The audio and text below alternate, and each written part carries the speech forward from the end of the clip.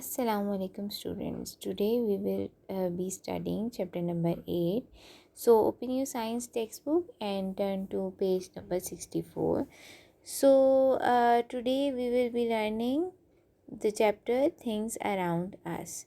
So in this chapter we will be learning about living things and what are the factors in our environment that affect living things, or through which what are the factors that through which living things evolve. So let's start our chapter. So first of all we will talk about Aristotle. So who is Aristotle? Aristotle was a philosopher. Okay, he was a Greek philosopher and he was the first one who characterized living things into different categories. And what are the categories? The first, for example, the categories were animals with blood and animals without blood. These were the two categories, and he further divided them into different categories like animals who laid eggs and animals who give birth. And further we can say that animals who walk, animals who crawl, animals who swim. So he basically he characterized living things into different categories. So now let's carry on with the next topic, that is characteristics of living things. So in this topic we will be learning about how living things are made. Living things are basically made up of cells. Living things जो है वो cells से बने हैं. And we can not, हम cells को अपनी naked eyes से नहीं देख सकते. नेकेड आइज मीन्स हम अपनी आइज से नहीं देख सकते. हमें उसको देखने के लिए एक स्पेशल इंस्ट्रूमेंट की ज़रूरत होती है, एक स्पेशल मशीन की ज़रूरत होती है, लाइक माइक्रोस्कोप. हम माइक्रोस्कोप से, आपने माइक्रोस्कोप तो देखा होगा कि आपने ब्लड जो होते हैं, ब्लड क्लिनिक्स जो होते हैं उसमें माइक्रोस्कोप इस्तेमाल होता है. तो वो ही चीज़ से हम जो है सेल्स को देख सकते हैं, लेकिन हम अपनी नेकेड आई से नहीं देख सकते. सेल बेसिकली, सेल जो है वो फंक्शन करता है इंडिपेंडेंटली, मतलब वो खुद से फंक्शन करता है, उसको किसी चीज़ की ज़रूरत नहीं होती. लेकिन सेल एक्ट करता है एज अ बिल्डिंग ब्लॉक. मतलब वो बहुत सारे सेल्स आपस में जब फंक्शन करते हैं तो एक चीज़ बनती है, वो है टिश्यू. और बहुत सारे टिश्यू आपस में फंक्शन करते हैं तो एक ऑर्गन बनता है. So such a structure of a living organism is known as cellular structure. मतलब वो एक जो स्ट्रक्चर बन रहा है इसको कहते हैं एक सेलुलर स्ट्रक्चर. एक लिविंग ऑर्गेनिज्म है ना, cell is a living organism. और जो है नॉन लिविंग थिंग्स में जो है वो सेल्स नहीं होते हैं. अच्छा जी, कुछ जो हैं एक ही सेल होते हैं, मतलब उनको कहा जाता है यूनिसेलुलर ऑर्गेनिज्म. मतलब वो खुद ही फंक्शन करते हैं, वो एक ही होते हैं, लेकिन सेल के अंदर अपना भी एक स्ट्रक्चर होता है. मतलब उसका भी एक न्यूक्लियस होता है, उसके अंदर भी डिफरेंट पार्ट्स होते हैं. वो हम जो है आगे आने वाली क्लासेस में पढ़ेंगे, ठीक है, कि सेल का क्या स्ट्रक्चर है और क्या है. लेकिन सेल जो है वो इंडिपेंडेंटली वर्क करता है और वो एक खुद जो है वो फंक्शन करता है. तो कुछ में जो है, कुछ organisms like bacteria, they are unicellular organisms. और कुछ जो हैं वो मल्टी सेलुलर ऑर्गेनिज्म है, like human beings and animals. We have different types of cells, so we are called the multi cellular organisms. लेकिन नॉन लिविंग थिंग्स में जो है they don't have structure. Okay, they don't have cell, they don't have a cellular structure. As in this picture you can see cells, they work together, they function together, then they form tissue, and when tissues are combined together they form organ. In figure 8.1 you can see the cellular structure of a living organism. सो अभी तक हमने sales के बारे में पढ़ा है. अब हम डिफरेंट कैरेक्टरिस्टिक्स पढ़ेंगे of living things. First characteristics है कि living things respond to stimuli. Stimuli क्या है? मतलब हमारी सराउंडिंग में कोई ना कोई चीज़ होना जिसकी वजह से हमारी बॉडी इफ़ेक्ट हो, मतलब कोई भी लिविंग थिंग जो हो वो अफेक्ट हो। जैसे कि फॉर एग्ज़ाम्पल इसमें है हम एग्ज़ाम्पल ले लेते हैं प्लांट की। तो प्लांट किस तरह रिएक्ट करता है एनवायरनमेंट में?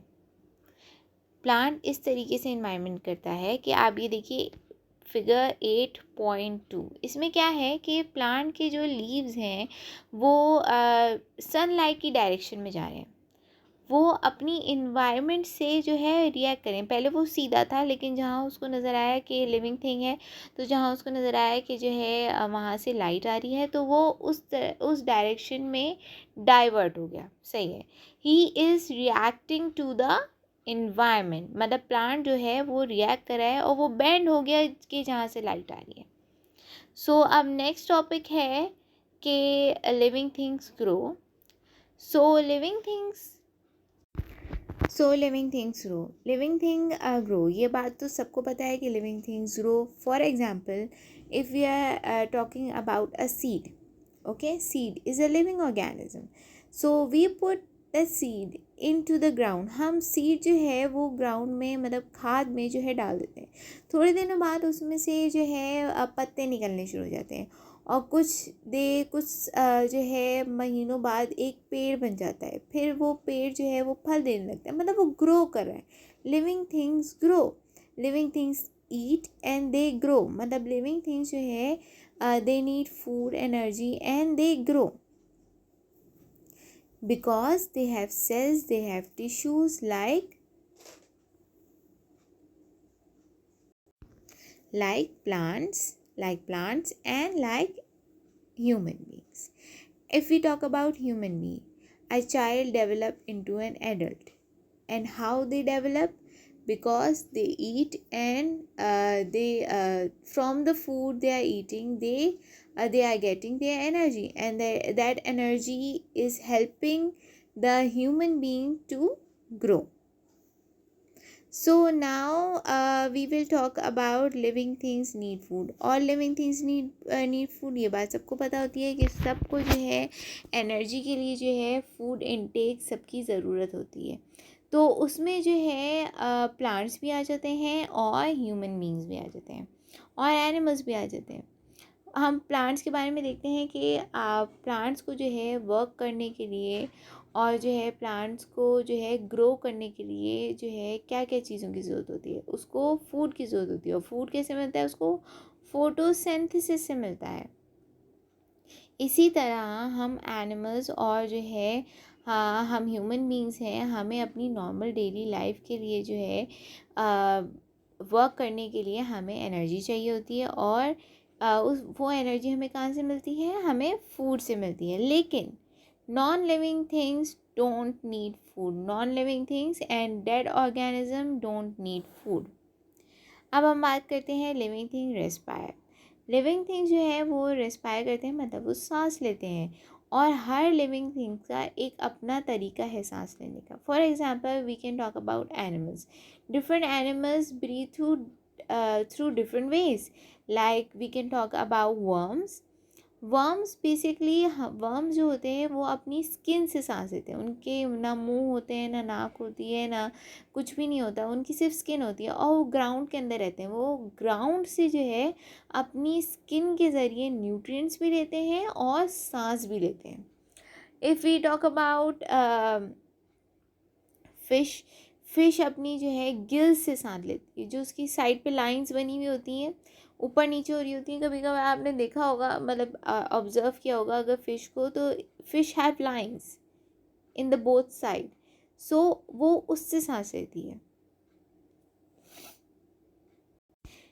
और प्लांट्स जो है वो ऑक्सीजन लेते हैं, और जो प्लांट जो है वो ऑक्सीजन देते हैं और कार्बन डाइऑक्साइड लेते हैं अंदर, क्योंकि उनको फूड बनाना होता है अपना फोटोसिंथेसिस के लिए। और रात को जो है वो कार्बन डाइऑक्साइड बाहर निकालते हैं, और जो है ऑक्सीजन जो है वो अंदर लेते हैं। लेकिन non living things don't respire. So next we are talking about living things excrete. So all living things excrete, and how they excrete? हमारी बॉडी में जब हम फूड इनटेक करते हैं तो कुछ चीज़ें जो होती हैं वो हमारी बॉडी को ज़रूरत नहीं होती, तो हमारी बॉडी जो है उसको निकाल देता है अपने अंदर से। लेकिन अगर वो हमारी बॉडी में वो चीज़ें रह गई तो वो हमारी बॉडी के लिए बहुत पॉइजनस हो सकता है। और इसमें दो चीज़ें होती हैं, लिक्विड फॉर्म में भी वेस्ट हमारी बॉडी से निकल रहा होता है और सॉलिड फॉर्म में से भी, और वो लिक्विड फॉर्म जो है वो यूरिन है। लेकिन नॉन लिविंग थिंग्स जो है वो जो है एक्सक्रीट नहीं करते। Now we will talk about living things move. All living organism move. They have a movement. कुछ लिविंग ऑर्गेनिज्म में अंदर भी मूवमेंट हो रही होती है और बाहर भी मूवमेंट हो रही होती है। फॉर एग्ज़ाम्पल हम कैसे कह सकते हैं कि अंदर मूवमेंट हो रही है, कि मतलब हम जब खाना खाते हैं तो वो खाना जो है पहले हमारे स्टमक में जाता है, फिर हमारे स्मॉल इंटेस्टाइन में, फिर लार्ज इंटेस्टाइन में, और फिर हमारी बॉडी से निकल जाता है। मतलब our body has an ability to move inside, और हम सांस ले रहे हैं और हमारी जो है ब्लड फ्लो हो रहा है हमारी बॉडी में, तो ये सब क्या है, ये है मूवमेंट। लिविंग थिंग्स के अंदर मूवमेंट इंटरनली भी हो रही होती है और एक्सटर्नली भी हो रही होती है, लेकिन जो है नॉन लिविंग थिंग्स में मूवमेंट नहीं होती, ना इंटरनली ना externally. So now we will talk about living things reproduce. So all living things reproduce. All living thing has an ability to reproduce. They are young ones, they are babies. So some living things give birth, and some living things lay eggs. Now we will talk about living things have a lifespan. Her living thing का एक life span होता है। पहले वो एक cycle से गुजरता है। For example we talk about human beings. First we are babies, then हम जो है थोड़े से बड़े होते हैं, फिर हम टीनेज हो जाते हैं, फिर हम एडल्ट हो जाते हैं, फिर जो है हमारा एक ओल्ड एज आता है, फिर उसके बाद डेथ हो जाती है। तो इट्स अ साइकिल। तो हर लिविंग थिंग का एक साइकिल होता है, लेकिन हर लिविंग थिंग का जो लाइफ स्पैन है, मतलब उस साइकिल की कितनी ड्यूरेशन है, वो हर लिविंग थिंग की डिफरेंट होती है। ठीक है, फॉर एग्जाम्पल कुछ जो है वो thousands of years, like trees live for thousands of years. लेकिन ह्यूमन बीइंग का एक पर्टिकुलर लाइफ स्पैन है, means 100, it can cross 100 years. लेकिन जो है उन हर चीज़ का एक पर्टिकुलर जो है एज लिमिट होती है। लेकिन कुछ जो होते हैं like living things like trees, they can live for thousands of years. Now we will talk about living things evolve on page number 71. So living thing has an ability to evolve. लेकिन हमारी जो है, और ये इस चीज़ में जो सबसे इम्पोर्टेंट चीज़ जो अपना पार्ट प्ले कर रही है, जिसके ज़रिए जो है लिविंग थिंग इवॉल्व, मतलब उनके अंदर इम्प्रूवमेंट आ रही है, मतलब वो चेंज हो रहे हैं। जैसे टाइम पास हो रहा है तो वो चेंज हो रहे हैं। तो वो जो थिंग है जो इनकी इम्प्रूवमेंट में और इनकी चेंज में एक पार्ट प्ले कर रहा है, वो है आर इन्वायरमेंट। और हम जो है टाइम के साथ साथ हमारी बॉडीज़ में और हमारी स्ट्रक्चर में चेंजेस आती हैं, और जो चीज़ सबसे ज़्यादा इम्पॉर्टेंट पार्ट प्ले करती है हमारी चेंजेस में, वो है हमारी इन्वायरमेंट। हमारी इन्वायरमेंट चेंज हो रही है तो अकॉर्डिंग टू दैट हमारी बॉडी उससे कोप अप करने के लिए जो है हमारी बॉडी भी चेंज हो रही है। और ये थाउजेंड्स ऑफ ईयर से, मतलब फॉर एग्ज़ाम्पल पुराने ज़माने में जो है कुछ लोग जो है अगर बीमारियां होती उनको, तो वो शायद कोप नहीं कर पाते, क्योंकि पुराने ज़माने में वो फैसिलिटीज़ नहीं थी हमारे पास। तो जैसे जैसे टाइम किया तो हमारी बॉडी स्ट्रांग होती गई। आजकल के ज़माने में कितनी बीमारियां, लेकिन हमारी बॉडी जो है वो उससे कोप अप करने के लिए तैयार है। अब हम बात करते हैं कि हमारी जो इन्वायरमेंट है उसकी two major it consists of two major components. और वो टू मेजर कंपोनेंट्स क्या हैं? एक है हमारी जो है लिविंग वर्ल्ड और एक हमारा है non living world. And the living world is called the biotic component and the non-living world is called the abiotic component. और जो living world है means the biotic world that consists of living things means plants, animals and different components. So the biotic world consists plants, animals and different organisms like bacteria and all. So first we will talk about plants.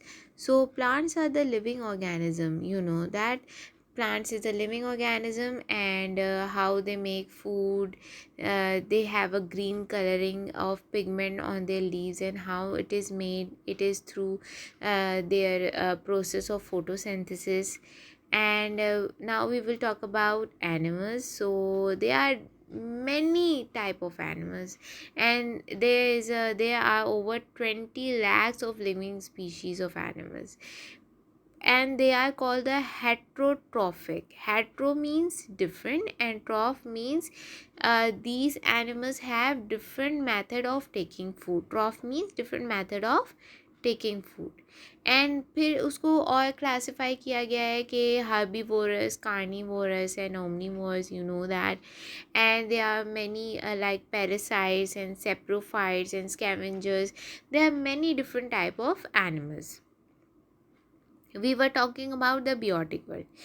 Now we will talk about the abiotic world. Abiotic world consists of three things: atmosphere, lithosphere and hydrosphere. First we will talk about atmosphere.